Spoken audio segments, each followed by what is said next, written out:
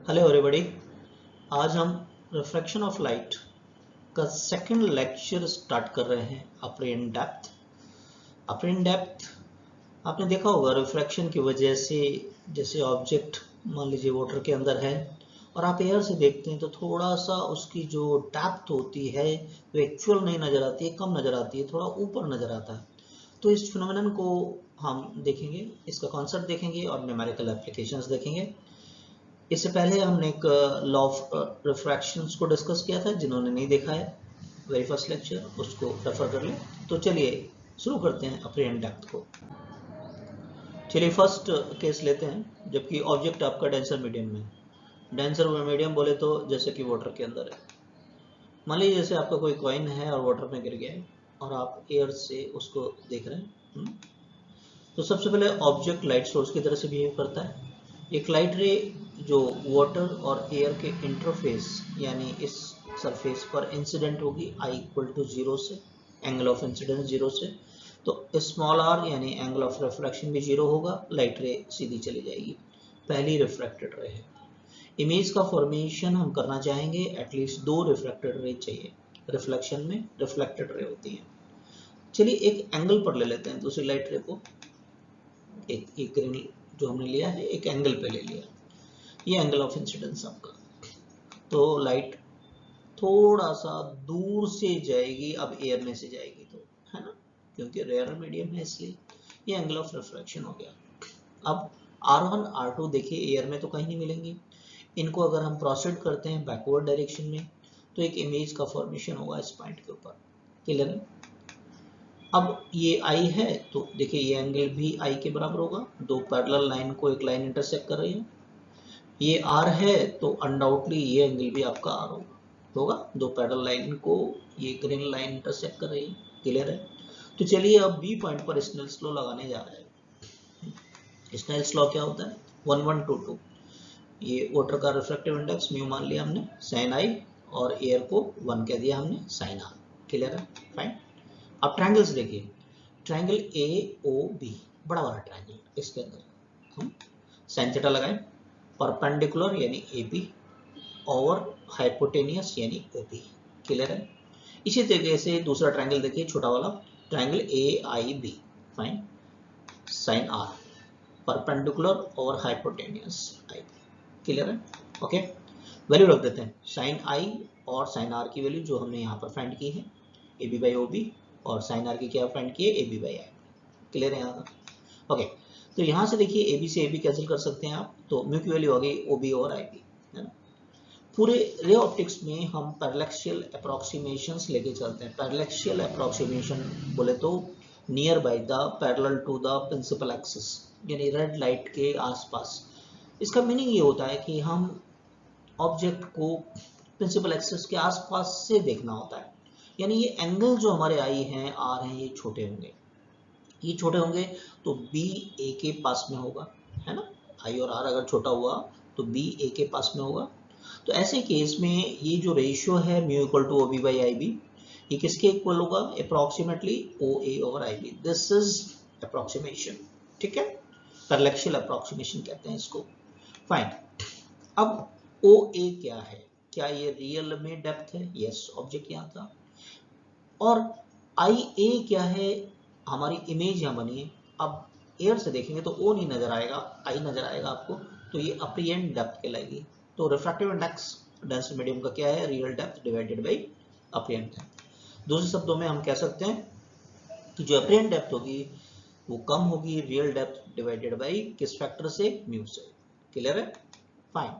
तो हम इसको रिप्रेजेंट करें, D for depth, A for apparent. Real depth को हम न्यूमेरिकल्स में टी से, टी फॉर थिकनेस कह देंगे, ये ए से ओ तक, टी बाई म्यू। तो ये फॉर्मूला याद रखेंगे आप। फाइन। अब मान लीजिए वही फर्स्ट केस की बात कर रहे हैं हम, हमसे ये पूछ लिया जाए कि शिफ्ट कितना हुआ है। शिफ्ट, अप्रिएंट शिफ्ट वास्तव में तो होता नहीं है। जब आप ऊपर से देख रहे हैं तो आप का जो ऑब्जेक्ट है आपको यहाँ नजर आता है, उसकी इमेज यहाँ नजर आती है। तो ओ से लेकर आई तक की ये जो डिस्टेंस है इसको क्या कहते हैं? अप्रिएंट शिफ्ट। तो क्या अप्रिएंट शिफ्ट ये होगा? रियल में जो था आपका ओ आई की वैल्यू निकालेंगे अपन, ओ ए माइनस आई ए, ओ से लेकर ए में से ये वाली डिस्टेंस को माइनस कर दें तो ये आ जाएगी आपके पास में, राइट। वैल्यू हमारे पास है, इसको टी कहते हैं अपन, और ये अभी हमने निकाला था अप्रियन डेप्थ, तो वैल्यूज रख दें T minus T by mu, fine. तो हमारे पास भी क्या आ जाएगा यहाँ पर, टी को कॉमन ले सकते हैं, T with in bracket 1 minus 1 over mu, clear है, फाइन। ओके, अब ये तो रहा एक ही मीडियम था डेंसर आपका। अब बहुत सारे हो, मल्टीपल मीडियम्स हो तो हम उसको मल्टीपल स्लैब्स कह देते हैं। मान लीजिए एक मीडियम ये हमारे पास, दूसरा ये है, और एक और मीडियम है, तीसरा। अब इनकी कुछ थिकनेस है T1, T2 एंड T3। इनके अपने रिफ्रैक्टिव इंडेक्स होंगे μ1, μ2, μ3, फाइन। अब आपका ऑब्जेक्ट यहाँ पर कहीं है, तीनों मल्टीपल स्लैब के नीचे यहाँ पर कहीं है, ठीक है, और आप इसको ऊपर से वॉच करने जाएंगे तो अपलियन डेप्थ हमसे पूछा जा रहा है, तो आपको करना क्या है, समेशन कर देना है, समेशन ऑफ एक एक का, हर के कारण शिफ्ट होने वाला है, ठीक है, टी बाई म्यू हमने जो फाइंड किया था, अलजेब्रिक सम करना है, यानी अभी इस केस के लिए T1 बाई म्यू1 प्लस T2 बाई म्यू2 प्लस T3 बाई म्यू3, फाइन। ऐसे केस में अपलियन शिफ्ट पूछा जाएगा तो हर एक जना अपना अपना शिफ्ट क्रिएट करेगा, तो आप summation of T1 minus 1 by mu कर देंगे, क्लियर है इतना, फाइन। तो चलिए अब दूसरा केस लेते हैं कि हमारा जो ऑब्जेक्ट है वो रेयर मीडियम के अंदर स्थित है, राइट। रेयर मीडियम में तो एक एग्जांपल ले लेते हैं सन का, और पानी से देख रहे हैं, जैसे पानी में जो भी जीव होते हैं आपके, है ना, जैसे फिश।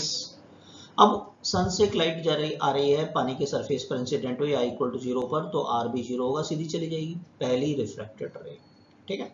अब दूसरा हम किसी एक एंगल पे ले लेते हैं, ये ग्रीन से हमने रिप्रेजेंट किया, ये एंगल ऑफ इंसिडेंस या नॉर्मल प्लॉट कर दिया, ये एंगल ऑफ इंसिडेंस हो गया आपका, ठीक है, ये पॉइंट ऑफ इंसिडेंस था भी, ये एंगल ऑफ इंसिडेंस हो गया। अब देखिए डेंसर में जाएगी तो it is moving towards the normal, come angle बनेगा यहाँ पर, है ना, थोड़ा सा बेंड हो गया, ये टुवर्ड्स द नॉर्मल, ये R2 हो गया सेकंड रिफ्रैक्टेड रे, और ये मान लीजिए कोई ऑब्जर्वर है, फिश हमने बना दिया इसको, फाइन, ये एंगल ऑफ रिफ्रैक्शन आपका, ओके। अब ये R1 R2 देखिए पानी में तो कहीं नहीं मिलेंगी दोनों लाइट रे, एटलीस्ट 2 लाइट रे चाहिए होती है इमेज का फॉर्मेशन के लिए, तो हम इसको बैकवर्ड डायरेक्शन में प्रोसीड कर दें, बैकवर्ड डायरेक्शन में प्रोसीड कर दिया, तो यहाँ कहीं मिलती हुई नजर आ रही है, तो यहाँ आपका एक इमेज का फॉर्मेशन होने वाला है, क्लियर है, राइट, ओके। अब स्नेल्स लॉ अप्लाई करते हैं बी पॉइंट के ऊपर। अब लाइट रे कहां से स्टार्ट हो रही है, एयर से, फर्स्ट मीडियम एयर है तो 1 कह दिया refractive index sine I, right, equal to mu, पानी का रिफ्रैक्टिव इंडेक्स म्यू कह दिया, ये साइन आर कह दिया, फाइन, ओके। अब आप गौर से देखिए, अगर ये आपका एंगल आई है तो this is also I, right. इसी तरीके से अगर ये आर है तो आप खुद सोच के बताओ क्या एंगल आर होगा, नहीं होगा, यस होगा, राइट, ओके। तो अब हमारे पास ये दो ट्रायंगल्स आ गए, जैसे प्रीवियस केस में देखा था, हम यहाँ साइन आई और साइन आर की वैल्यू फाइंड करेंगे। ट्रायंगल AOB पर कॉन्सेंट्रेट करें, पेन और कॉपी लेकर बैठे हमारे साथ करें, तो कॉन्फिडेंस आएगा AOB इस ट्रायंगल के अंदर, और लगाएं साइन थीटा, साइन आई परपेंडिकुलर AB और हाइपोटेनियस यानी OB, क्लियर है यहाँ पर। इसी तरीके से बड़े वाले ट्रायंगल में आप खुद से फाइंड करो AIB करके देखो एक बार साइन आर की वैल्यू क्या ये आ रहा है, क्या चेक करो अपने आप से, यस, परपेंडिकुलर और हाइपोटेनियस AIB यही आ रहा है, फाइन, वैल्यू रख दीजिए यहाँ पर, AB से AB कैंसिल हो जाएगा, तो आपके पास म्यू आ गया IB और OB, इज इट, फाइन। फिर जैसे हमने बताया पूरे रे ऑप्टिक्स में जब तक ये पूरा सारे के चैप्टर नहीं हो जाएंगे रे ऑप्टिक्स के, तब तक हम एक अप्रोक्सीमेशन लेके चलते हैं जिसको कहते हैं पैरेलैक्सियल अप्रोक्सीमेशन, नियर बाई ऑब्जेक्ट के पास से देखना है, यानी ऑब्जर्वर ये जो एंगल बना रहा है आपका, यहाँ पर इसको देखने के लिए R है और आपके I हैं, ये छोटे होंगे, तो उस केस में B A के पास में होगा, एंगल्स हमारे स्मॉल होंगे, राइट। तो आप ये B पॉइंट A के नियर बाई होगा, तो ये रेशियो जो है पर्टिकुलर B A पॉइंट नहीं है, लेकिन ये रेशियो IB और OB किसके अप्रोक्सीमेट इक्वल होगा, IA और होगा, फाइन। चलिए वैल्यू रख लेते हैं। IA का मतलब क्या है, पहले तो IA दिस इज एपरिएंट, डेप्थ कह दो, डिस्टेंस कह दो, और दिस इज रियलिटी, येलो जो बनाया सन हमने ये रियलिटी में था लेकिन दूर नजर आ रहा है आपको, राइट। तो OA तो क्या रियल डेप्थ है आपका, है ना। तो अपरिएंट डेप्थ होगा क्या, ये दूर पहुंच गया, म्यू टाइम्स हो जाएगा रियल डेप्थ, है ना, यानी म्यू इंटू टी कह देंगे। क्लियर है। अब इस कॉन्सेप्ट को अप्लाई करके देखेंगे हम क्वेश्चंस के अंदर, राइट, कि क्वेश्चंस में इनको कैसे अप्लाई करते हैं। तो चलिए करते हैं, एक क्वेश्चन ले लेते हैं। और एक इंपॉर्टेंट क्वेश्चन है कि आप एक माइक्रोस्कोप को यूज कर रहे हैं, पेपर पर एक मार्क लगा हुआ है, ये मार्क है आपके पास में, इसके ऊपर एक स्लैब को रख दिया आपने, ग्लास स्लैब जैसे 1.5 रिफ्रैक्टिव इंडेक्स के। अब ऊपर से माइक्रोस्कोप को फोकस किया आपने, पहले तो आपने किया बिना स्लैब के, है ना, राइट। तो और इसकी थिकनेस कितनी है, 3 सेंटीमीटर। तो how should the microscope be move to get the mark in focus again. तो अब क्या होगा, जब आप ऊपर से वॉच कर रहे हैं तो इसका इमेज थोड़ा ऊपर उठ जाएगा, तो माइक्रोस्कोप को शिफ्ट करना पड़ेगा, नहीं करना पड़ेगा, राइट। तो आपसे पूछा गया है कि कितना शिफ्ट करना पड़ेगा। देखिए ये थोड़ा ऊपर शिफ्ट हो जाएगी इसकी इमेज, राइट ना। अब कुछ ऑप्शंस हमको दे रखे हैं, ऐसे ऑप्शंस होते हैं 2 centimetre upward, 1 centimetre upward, 4.5 centimetre downward and 1 centimetre downward, इस तरीके के ऑप्शंस है।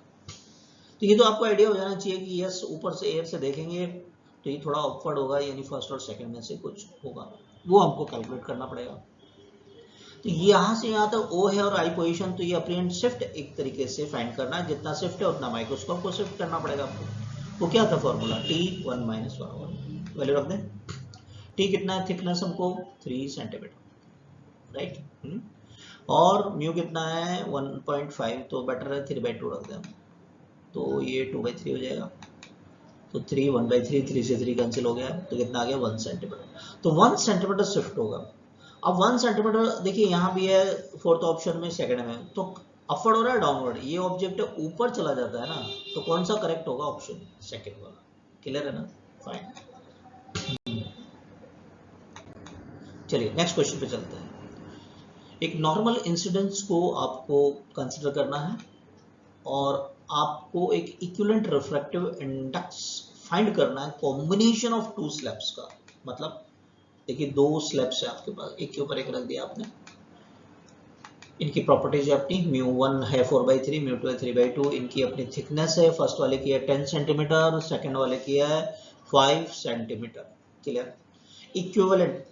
तो देखिए पूरी फिजिक्स में इस तरह क्वेश्चंस बनते हैं, सबसे पहले इक्विवेलेंट बना लो, इक्विवेलेंट स्लैब बना लिया, है ना, टोटल थिकनेस का 5 + 10 का, ये इंपॉर्टेंट बात है, राइट। और इसका रिफ्रैक्टिव इंडेक्स म्यू कह देंगे हम, वो फाइंड करेंगे, राइट। अपरिएंट डेप्थ का फॉर्मूला क्या था, पहले तो वो देखें। एक सिंगल स्लैब हो, इन दोनों की जगह सिंगल को रख दूं मैं यदि, तो T/μ था। और मल्टीपल होता है तो क्या करते हैं, समेशन करते हैं, ये सब। तो हम इसके लिए म्यू कह देंगे, सिंगल स्लैब रिप्लेस कर दिया, ठीक है। यानी दोनों के कारण जितना भी आपका अपरिएंट डेप्थ आता है, अकेले कारण आना चाहिए, ये मतलब है इस बात का। तो इक्वेट करते हैं दोनों को, है ना, राइट। तो म्यू की वैल्यू क्या हो गई, T over summation of T/μ, right. Value रखें, T का मतलब इक्विवेलेंट लेंथ, या ये इसकी थिकनेस कितनी है 15, राइट। T1 ओवर μ1, T1 कितना 10, 4/3, T2 ओवर μ2, 3/2, चेक करते रहो, है ना, सॉल्व करते हैं इसको। फिर ऊपर जाएगा 30/4, 2 ऊपर जाएगा 10/3, राइट। और सॉल्व करते हैं इसको, एलसीएम ले लें, 4 और 3 का कितना आ जाएगा 12, तो 3 को करेंगे 90, ये कितना आएगा 4, ये हो गया 40। सॉल्व करें, 12 ऊपर चला जाएगा 15 × 12, और ये कितना हो गया 130, ये हो गया 180/13, यानी कि 18/13, अप्रॉक्सीमेटली 1.38। क्वेश्चन कैसे डील किया है वो समझ में आया, है। सबसे पहला इंपॉर्टेंट बात हमने क्या कहा, फिजिक्स में इस तरह क्वेश्चन इंपॉर्टेंस रखते हैं, इक्विवेलेंट से रिलेटेड क्वेश्चन पूछे जाते हैं। नॉट ओनली दिस, बहुत सारे चैप्टर्स में, है। प्रॉपर्टीज ऑफ सॉलिड्स में बात करें, यंग्स मॉडुलस में बात करें आप, कंडक्शन में बात करें आप, रेजिस्टेंस में बात करें, इक्विवेलेंट से रिलेटेड क्वेश्चंस पूछे जाते हैं। तो उनको करने का तरीका क्या है, सबसे पहले जितने भी हैं उनके जगह इक्विवेलेंट एक प्लेस करो सबसे पहले, है ना। चलिए चलते हैं नेक्स्ट क्वेश्चन पे।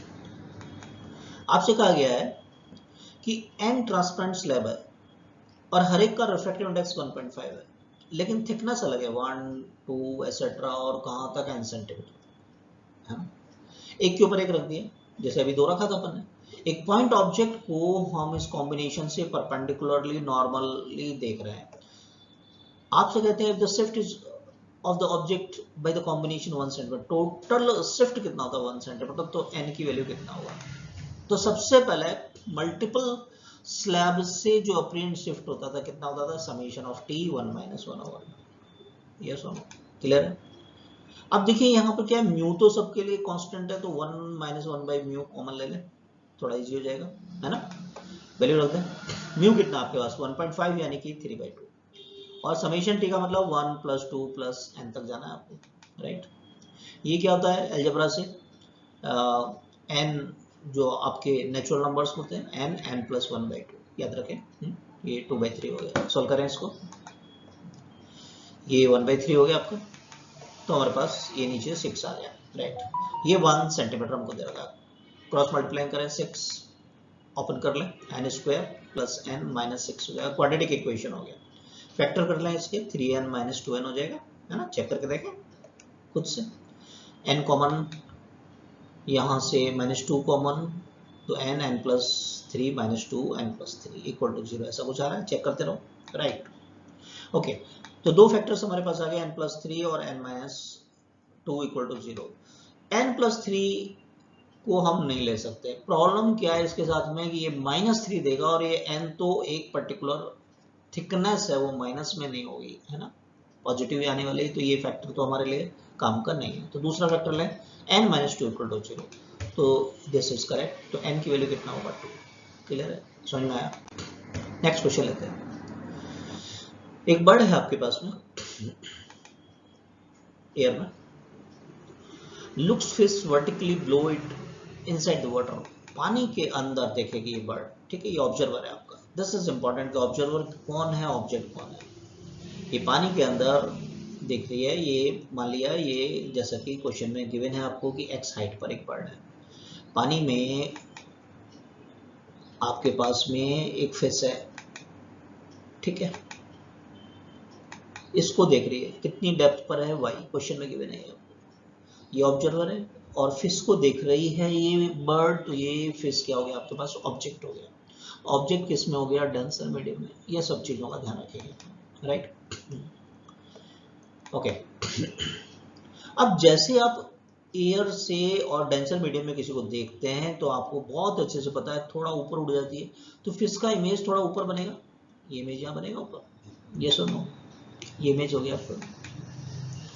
तो ऐसे केस में क्या देखा था हमने, apparent depth equal to real depth divided by mu, fine. Apparent depth क्या है, ए आई, सरफेस से ए आई, ये अपरेंट है, वो क्या होगा, ए एफ, एफ कह दिया इसको, ऑब्जेक्ट को हमने, fish divided by mu, clear है।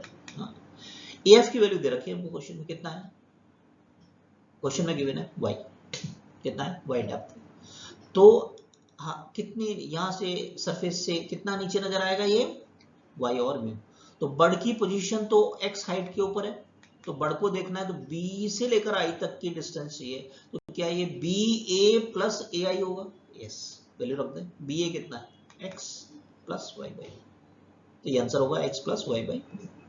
तो बर्ड को फिश कितनी डिस्टेंस पे नजर आएगी, x प्लस y बाई, समझ में आ गई बात, राइट। इसी का सेकंड पार्ट ले लेते हैं।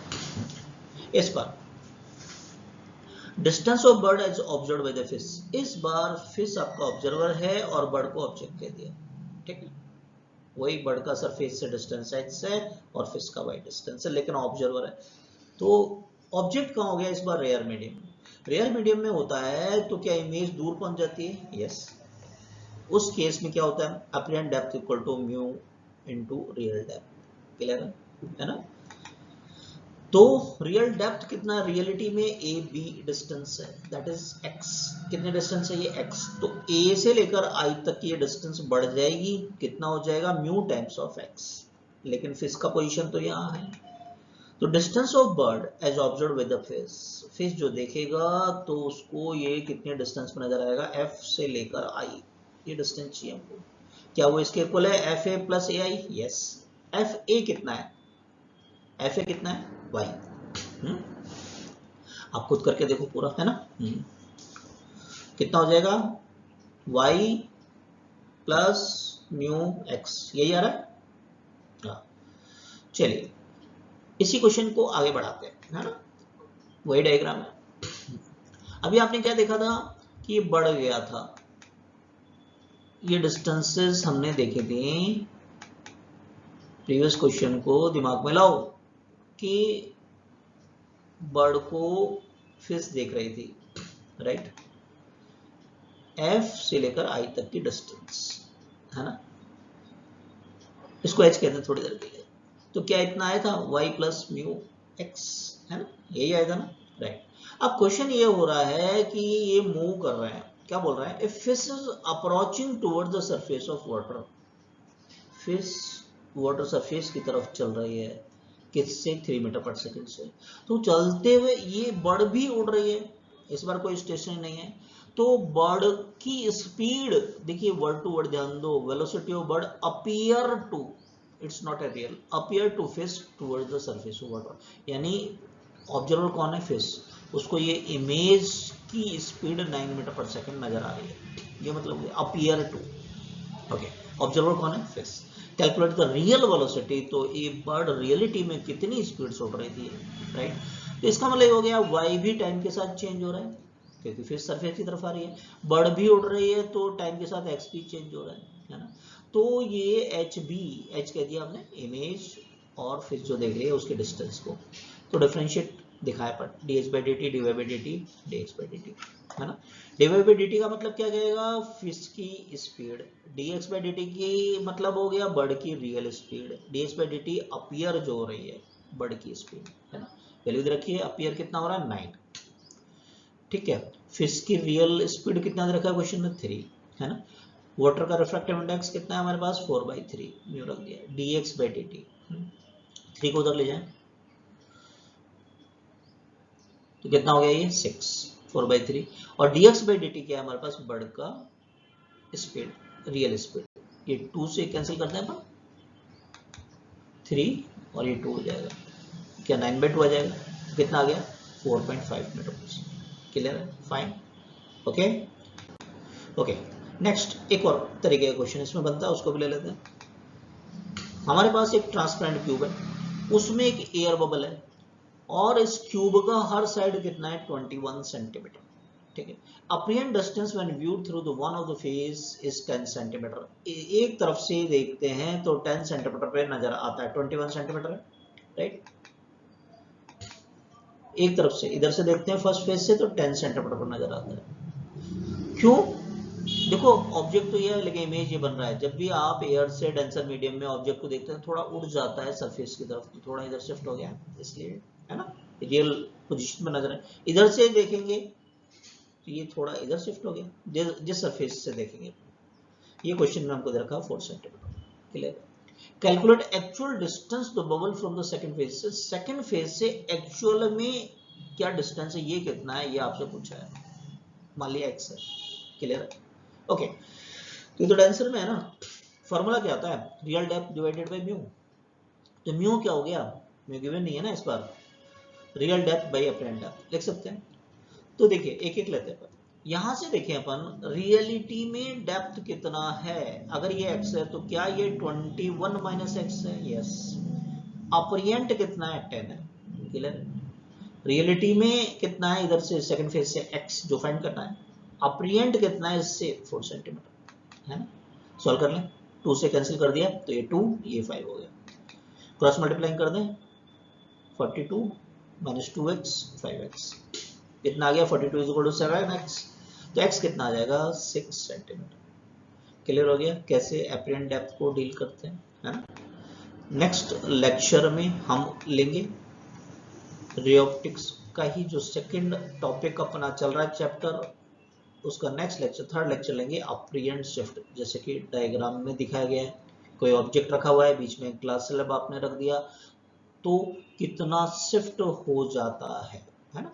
ये कुछ ऐसा ही है जैसे सेकंड लेक्चर में हमने देखा था, लेकिन इस कॉन्सेप्ट को भी हम समझेंगे और उस पर न्यूमेरिकल प्रॉब्लम्स को कैसे डील करते हैं हमको देखेंगे, कॉन्सेप्ट और एप्लीकेशन दोनों। तो जो वेरी फर्स्ट टाइम आए हैं वो सब्सक्राइब कीजिए जिससे कि उस लेक्चर में अपन मिल सकें। Thank you for watching.